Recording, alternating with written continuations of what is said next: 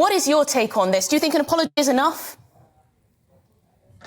Yeah, Diane's issued a swift and sincere apology, and I think that is enough. She's been suspended. There will be a Labour Party investigation. It's now in the hands of both the whips and the Labour Party.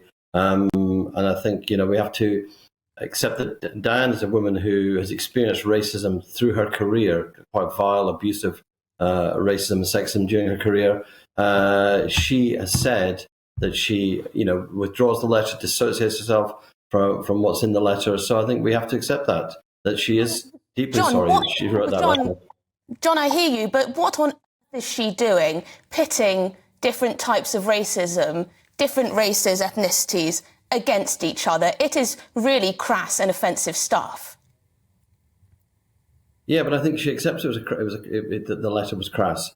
That's why she is dissociating herself from the comments. I think she's a significant historical figure in the Labour Party, the first black woman MP, actually, in our party, the first black woman MP in the House of Commons, and she has herself, as I said before, she's been subject to incredible abuse throughout her career. The kinds of threats, the death threats that she receives routinely are appalling.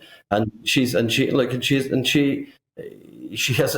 apologised and dissociated herself from what was in the letter. I mean, I think it's hard to say what else one can add to that.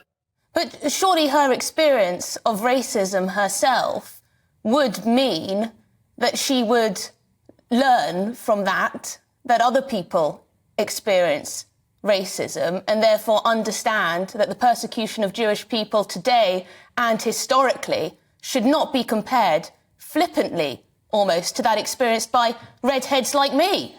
I mean, it's outrageous, John. You seem almost to be dismissing this. Oh, an apology is okay. Well, tell that to, Jewish people who are experiencing hate crimes. She made an error. She accepts she made an error.